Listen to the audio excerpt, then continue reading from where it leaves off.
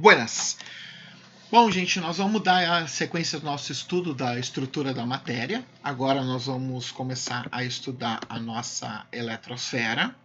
Como nós vimos, né, na primeira aula sobre a estrutura da matéria, a nossa eletrosfera é uma região periférica do átomo e ela é formada por elétrons. Esses elétrons têm uma carga negativa, a massa deles é 1 sobre 1836, quer dizer, é praticamente 2.000 vezes menor que o nosso próton.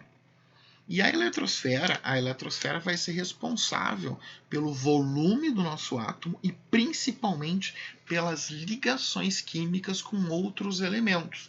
É graças, entre aspas, né, à eletrosfera que existem as ligações químicas, e as ligações químicas são o que realmente formam as substâncias.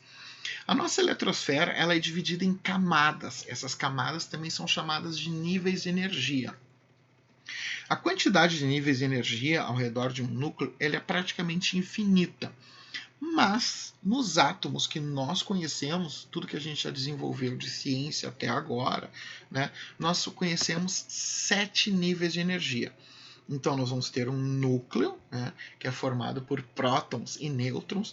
Esse núcleo aqui, só lembrando, ele é muito grande perto da nossa eletrosfera. Né? O núcleo é de 10.000 a 100.000 vezes menor que a eletrosfera. Então, a primeira camada, cada camada vai ter uma letra, que é o nome dela, digamos assim. A primeira camada é o nível K. Nós vamos ter uma segunda camada que vai seguindo na sequência de ordem alfabética. L, depois M, N, O, P, e a última camada, o nosso Q. Tá? Essas são as 7 camadas e seguiria adiante. P, Q, R, S, T, U, só que dos átomos que nós conhecemos, inclusive os átomos que o ser humano criou até agora, né, todos eles contêm ainda 7 camadas. A próxima camada, né, na ordem alfabética, vai ser a camada R, tá? Já prevista ali, e alguns laboratórios no mundo, tipo o CERN, já estão até montando elementos novos sobre isso. Mas, por enquanto, são esses 7 níveis de energia. Tá? Então, eles são divididos nesses 7 níveis de energia, o K, L, M, N, O, P e Q, e cada um desses níveis de energia tem uma quantidade característica de átomos. Tá? Então, o nível K tem 2, L 8, M 18, N 32. Até aqui ele vai aumentando. Né? O nível O era para ter, na verdade, 50. O nível P era para ter 72. O Q era para ter 98 elétrons. O que acontece é que vai havendo uma perda de eletromagnetismo do núcleo. Ele vai deixando de atrair tanto esses elétrons. Então, o O ele tem 32 também, que nem o N. O P, 18. E o Q, somente 8 elétrons. Porque ele vai perdendo aquela efetividade de atração que o núcleo possui. Vai diminuindo aquela atração. Mas o correto seria aumentar. Né? 50, 72 e 98. Bom, esses níveis de energia, eles são divididos em subníveis.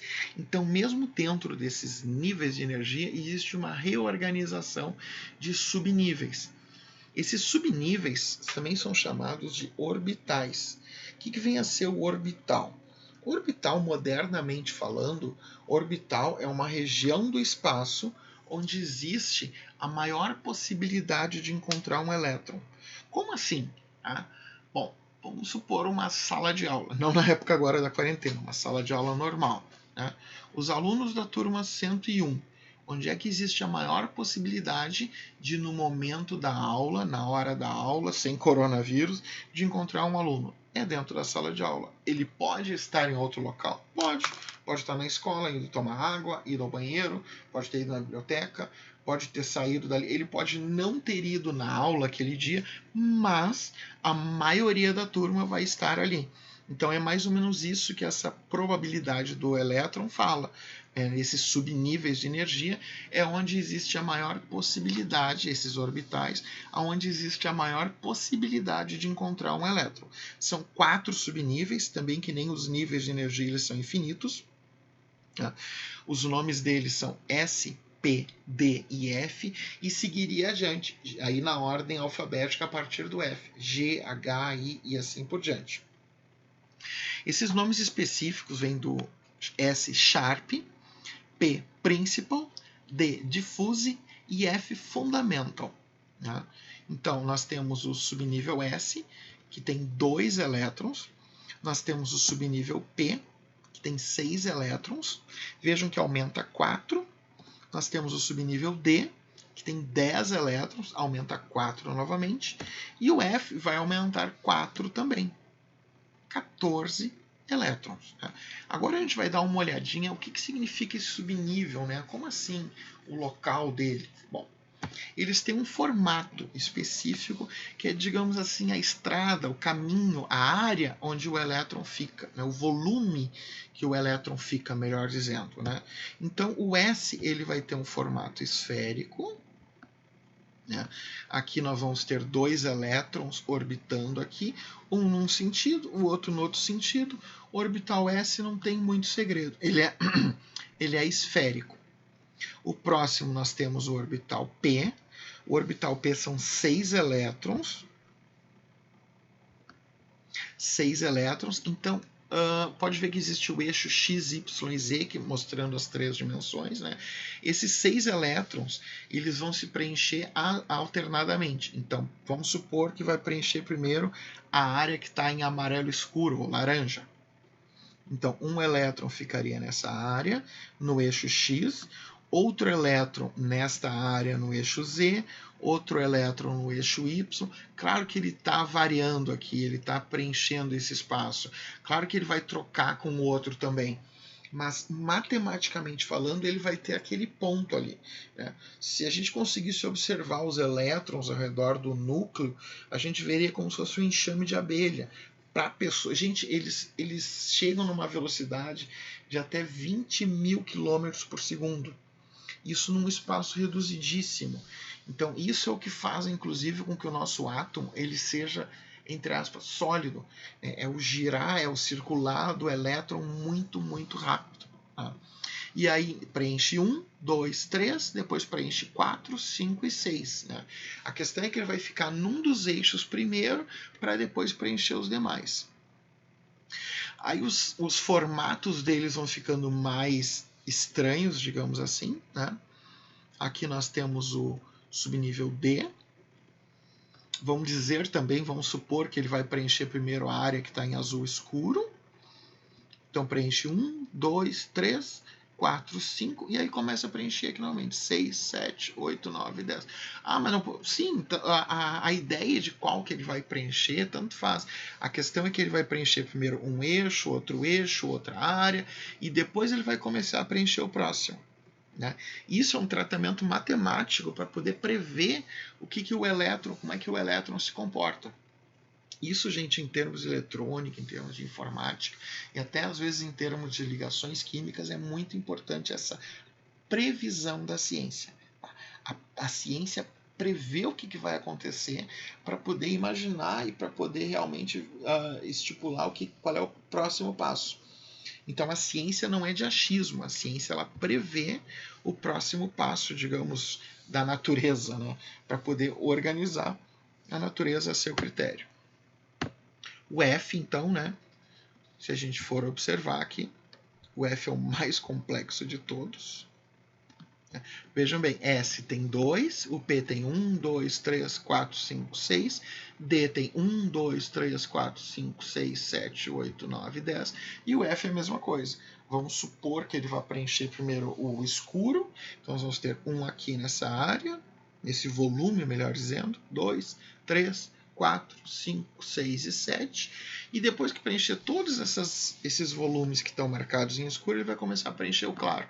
Ou vice-versa também, tá, gente? O que interessa dessa parte aqui é vocês compreenderem a quantidade deles, tá? Não vamos trabalhar com esses orbitais especificamente, tá? A ideia é só vocês terem uma ideia, uma noção de que o elétron ele caminha, ele faz um percurso ao redor do átomo, e esse percurso não é nem fixo, né?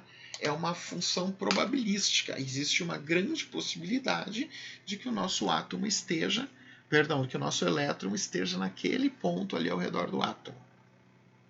Bom, os níveis de energia K, L, M, N, O, P, Q, eles recebem um número, né? E esse número é sequencial, a partir do 1, 2, 3, 4, 5, 6 e 7, para indicar o próprio nível de energia. Então, eles são sinônimos, né? K, L, M, N, O, P, Q é sinônimo de um nível 1, 2, 3, 4, 5, 6 e 7. Cada um desses níveis tem subníveis de energia, né? Conforme, inclusive, a quantidade de elétrons que ele tem. Aliás, na verdade, a quantidade de elétrons que ele tem, a gente vai ver agora, tem a ver diretamente nos subníveis de energia que ele tem. Quanto mais próximo do núcleo, né, tipo o K ou 1, ele vai ter somente um subnível do tipo S e 2 elétrons. Veja aqui esse 2 elétrons, 2 elétrons. 2 elétrons, 2 elétrons. O L, e a gente vai ter o número 2 aqui para caracterizar que ele está no nível 2, subnível S, tem no máximo 2 elétrons. Dentro ainda do nível 2, nós temos o subnível P com 6 elétrons. 2 mais 6, 8. E deu. Tá?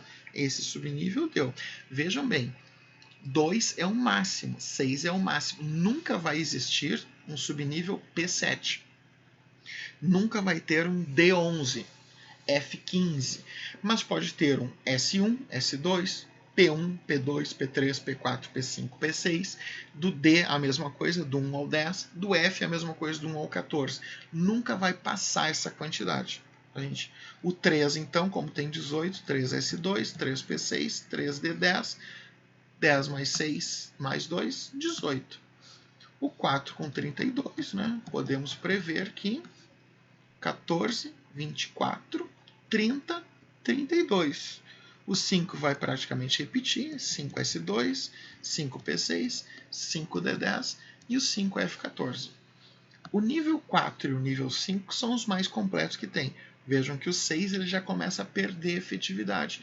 Em lugar dele ficar espremido aqui, né, dentro daquele subnível ali espremido, ele salta para uma órbita mais afastada. Na verdade, aqui no 5G18, que seria, né, ele já está saltando para o 6. E aí nós vamos ter 6S2, 6P6, 6D10.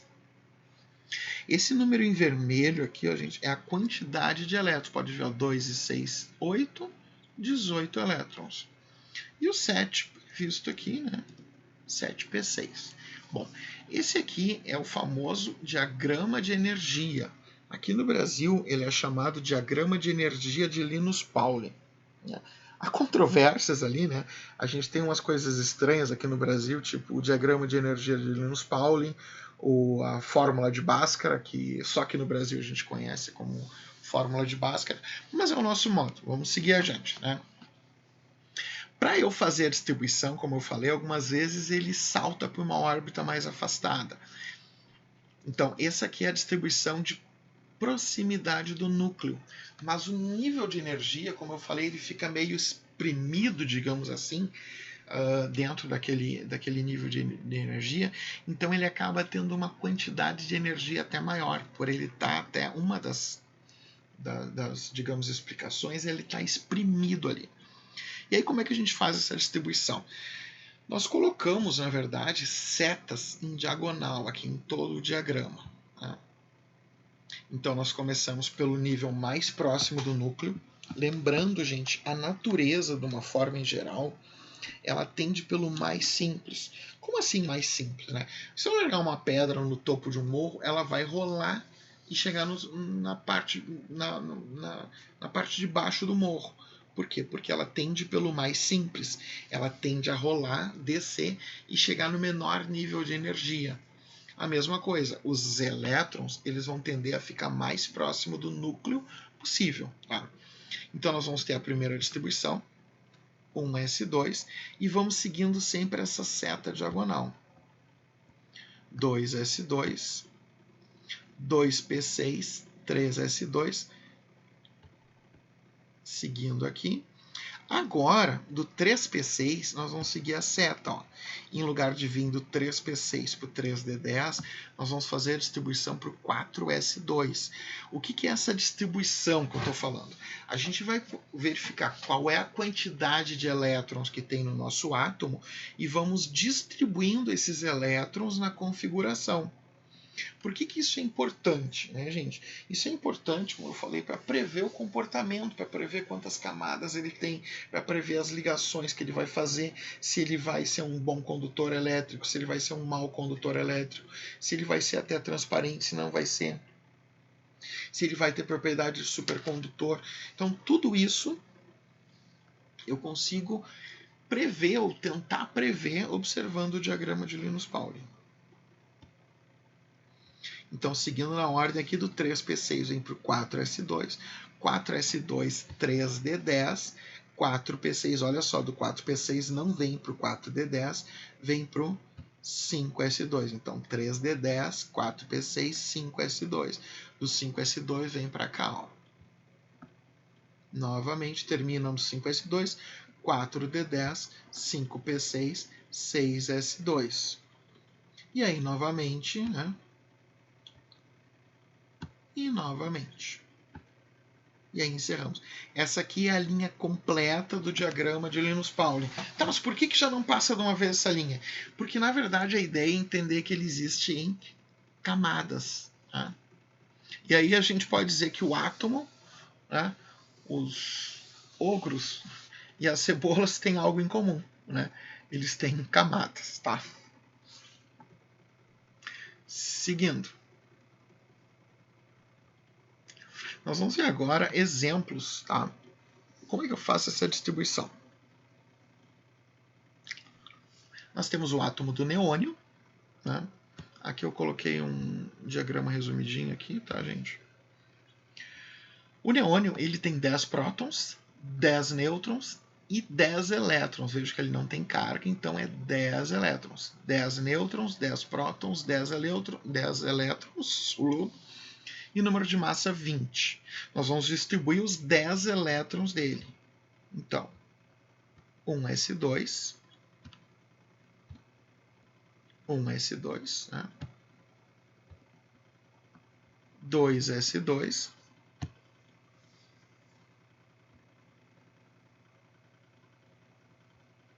2p6. O que eu vou contar? Esse número pequeno que é a quantidade de elétrons. 2 e 2, 4, mais 6, 10. Esse mesmo 10 aqui, como não é cátion nem ânion, nós vamos ver exemplo de cátion e ânion. Tá? Então nós vamos ter aqui, esse diagrama aqui não precisa, tá, gente? Eu coloquei só para ilustrar mesmo. Né? Mas nós temos aqui 1s2, 1s2, segue a seta, 2s2, 2p6, parou aqui. Ah, mas o 3s2, eu não tenho elétrons para colocar.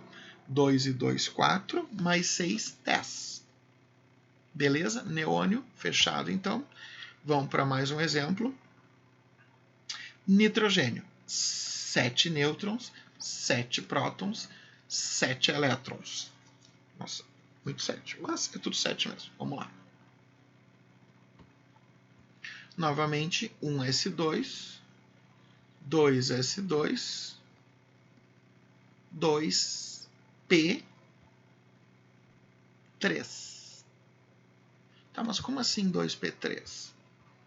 Não era 2p6? Era, mas eu não tenho 6 elétrons. Eu não tenho 6 elétrons, o último subnível de energia vai ser para nós sempre o que vai estar com menos possibilidade de menos elétrons. Tá? Então aqui vai estar completo, 1s2, 2s2. Aí se tivesse além, vamos ver caso que tiver mais além. Mas aqui, ó, 2p3. 2 e 2, 4, 7. Como é que eu faço? Eu vou preenchendo e vou contando, né? Seguindo sempre essas setas aqui. Tá? O próximo exemplo é o gálio. Ele tem 31 prótons e 31 elétrons. Tá? 31 prótons e 31 elétrons. Como ele não tem carga, são 31 prótons, 31 elétrons. Só a título de curiosidade, né, são 38 nêutrons, mas os nêutrons não vão fazer efeito nenhum. Se fosse um cátion, ele teria 30 ou menos elétrons. Se fosse um ânion, ele teria 32 ou mais. Claro que ele é um metal, ele tende a formar cátions. A gente vai ver isso mais adiante. Vamos fazer a distribuição. 1s2, 2s2, 2p6, 3s2, 3p6. Vejam aqui. Vamos ver o detalhe aqui. Ó. S2 segue a seta. Ó. 3p6, 4s2. Ele vem para cá antes. Essa ordem é importante, gente. Tá? Ah, mas ele vai acabar vindo para cá igual a 3d10. Sim, mas eu já vi questões de vestibular que trocavam a ordem ali para fazer pega-ratão sobre isso. Tá? E aí 3p, 1. Como assim 3p1? Lembrando que esse número grande aqui, gente, é o nível de energia.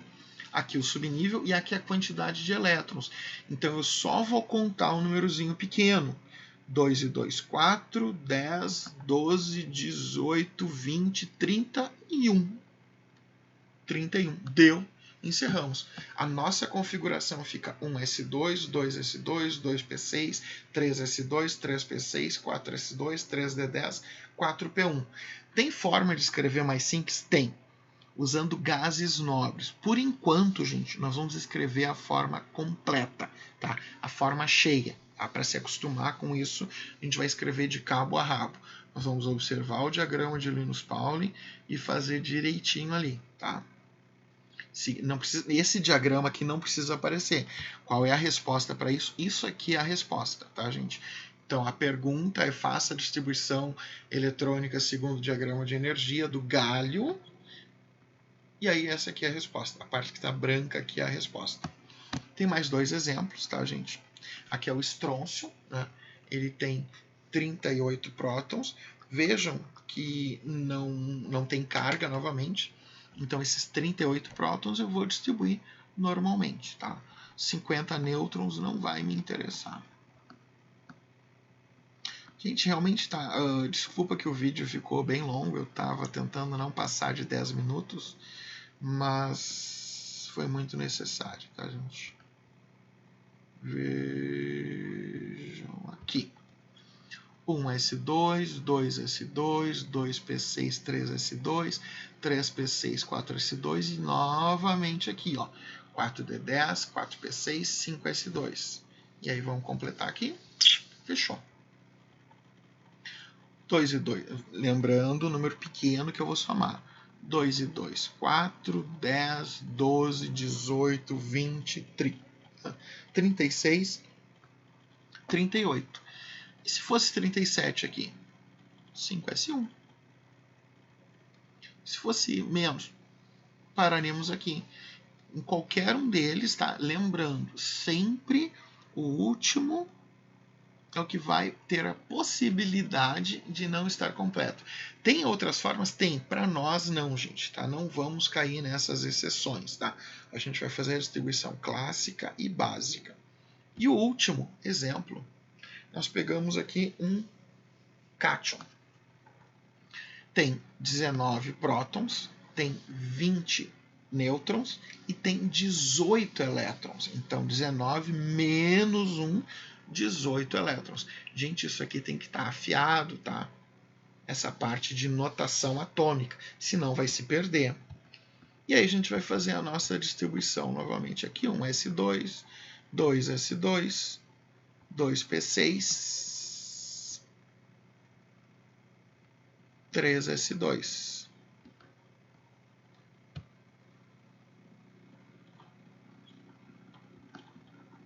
2, 4, 10, 12. Seguindo, 18. Essa é a distribuição do meu potássio iônico, cátion de potássio.